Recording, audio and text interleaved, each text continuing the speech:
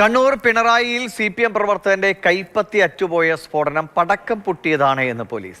സ്ഫോടക വസ്തു അശ്രദ്ധമായി കൈകാര്യം ചെയ്തതിനുള്ള വകുപ്പ് ചുമത്തിയാണ് പരിക്കേറ്റ വിപിനെതിരെ കേസെടുത്തത്. സംഭവത്തെ ന്യായീകരിച്ച് EP ജയരാജനും രംഗത്ത് വന്നു.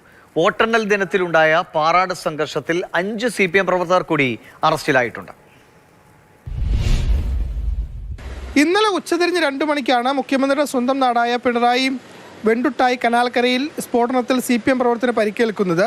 സ്ഫോടക വസ്തു കയ്യിൽ വെച്ച സമയത്ത് അത് പൊട്ടിത്തെറിക്കുകയും അങ്ങനെ 3 വിരലുകൾ അറ്റുപോവുകയുമാണ് ഉണ്ടായത്. ഈ സംഭവവുമായി ബന്ധപ്പെട്ട് പിണറായി പോലീസ് FIR രജിസ്റ്റർ ചെയ്തു. അതിലാണ് ഈ പൊട്ടിയത് പടക്കമാണെന്നും സ്ഫോടക വസ്തുക്കൾ അശ്രദ്ധമായി കൈകാര്യം ചെയ്തതിനുള്ള വകുപ്പ് ചുമത്തി കേസെടുക്കുകയും ചെയ്തത്. എന്നാൽ കോൺഗ്രസ് അടക്കമുള്ളവർ ആരോപിക്കുന്നത് ഇത് ബോംബാണ് പൊട്ടിയത് എന്നതാണ്. എന്നാൽ CPM നേതാക്കൾ സംഭവത്തെ ന്യായീകരിച്ചുകൊണ്ട് രംഗത്ത് വന്നു. ഇത് പടക്കമാണ് പൊട്ടിയത്, അതിൽ പടക്കം കെട്ടുന്ന സമയത്തുണ്ടായ അശ്രദ്ധയാണ് ഈ സംഭവത്തിന് കാരണമെന്നും മുതിർന്ന നേതാവ് EP ജയരാജൻ വ്യക്തമാക്കി. ചരട് കൊണ്ട് കെട്ടി ഉണ്ടാക്കുന്ന പടക്കം ആ കെട്ട് അല്പം മുറുകിപ്പോയാൽ സ്ഫോടനം ഉണ്ടാകും. തേച്ചുമാച്ച് കളയാനുള്ള ഗൂഢാലോചനയുടെ ഭാഗമായിട്ടാണ് അടിസ്ഥാനരഹിതമായ ന്യായവാദങ്ങൾ പടക്കമാണെന്ന് പറയുന്നത്.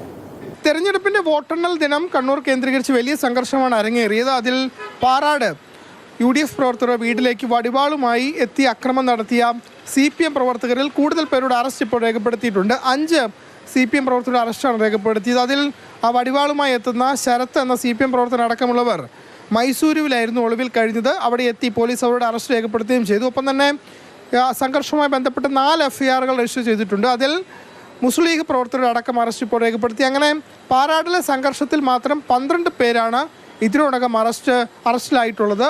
കണ്ണൂരിൽ നിന്ന് വിനോദ് മൊറാരിക്കൊപ്പം ഫെലിക്സ്, മാതൃഭൂമി ന്യൂസ്.